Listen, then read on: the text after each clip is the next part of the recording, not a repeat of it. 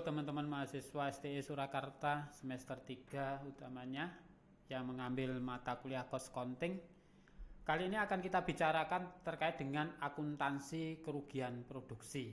Tentunya di dalam aktivitas sebuah produksi yang memakan pengeluaran yang begitu signifikan, perusahaan juga nggak mau dirugikan. Sehingga bagaimana nantinya pihak manajemen, internal manajemen itu mengantisipasi supaya tidak adanya kerugian produksi. Nah, di sini terkait dengan kerugian produksi ada 2-3 penyebab ya. Apakah ketika melakukan aktivitas produksi ini banyak sekali sisa bahan baku yang tidak terpakai, karena memang dari sisa bahan baku yang tidak terpakai ini akan memicu adanya sebuah kerugian. Begitu juga nanti ketika akan memproduksi terkait dengan produk utamanya, bagaimana meminimalkan adanya produk atau unit cacat maupun unit rusak. Nah, ketika kita bicara perlakuan akan sisa bahan pada saat dilakukan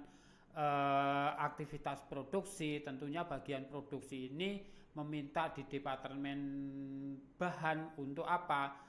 Meminta bahan yang nantinya akan dipakai untuk aktivitas produksi, sehingga pada saat sisa bahan itu terlalu banyak, tidak fungsi atau tidak dipakai untuk produksi, nah ini menjadi sebuah kerugian. Sehingga apa nantinya perlakuannya?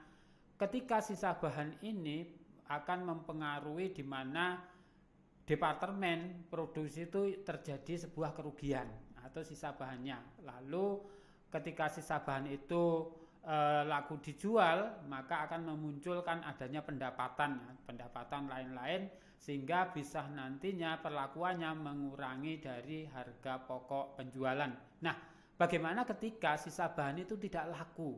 Tentunya akan menjadi sebuah kerugian bagi entitas, sehingga akan dicatat rugi sisa bahan pada persediaan barang dalam proses untuk pengakuannya. Nah, ada juga nantinya terkait dengan perlakuan sisa bahan ini, bagaimana pengakuan pencatatannya? Apakah nanti dikreditkan pada akun penjualan sisa bahan sehingga pada saat diterima cash atau dari penjualan itu atau non cash atau dengan di piutang, maka sesuai dengan pencatatan kas piutang pada penjualan maupun pendapatan lain-lain. Begitu juga nanti bisa dikreditkan pada akun pokok penjualan atau kepada biaya overhead pabrik sesungguhnya atau persediaan barang dalam proses, di mana sisa bahan itu laku dijual dengan tunai atau dengan piutang nantinya, sehingga akan dicatat seperti itu. Nah, bagaimana perlakuan terkait dengan produk cacat pada saat melakukan aktivitas proses costing?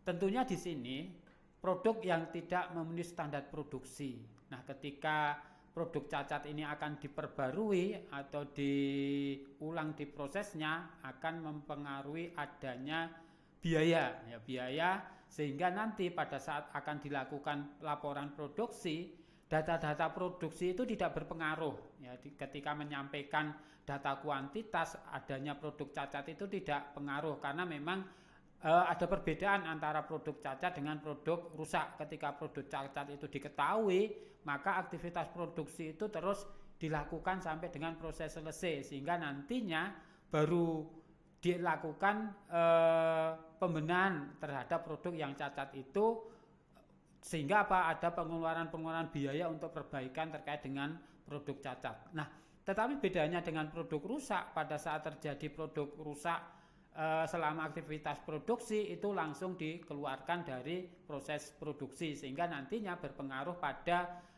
laporan produksi, terutama pada tabel data kuantitas. Nah, sehingga nantinya di dalam laporan keuangan atau laporan produksi itu akan memiliki pengaruh. Nah, di sini terkait dengan produk cacat, ada cacat normal, di mana cacat normal itu lazim terjadi pada saat aktivitas produksi yang efisien, sehingga nantinya ketika ada penambahan biaya-biaya yang dilakukan untuk perbaikannya, maka pencatatannya bisa dibebankan pada BOPS atau pada persediaan barang dalam proses ya dengan biaya yang dikeluarkan, apakah penambahan bahan atau gaji dan upah atau BOP dibebankan. Nah, terjadinya produk cacat tidak normal di mana apa? Unit yang cacat itu melebihi dari kapasitas normal, sehingga apa?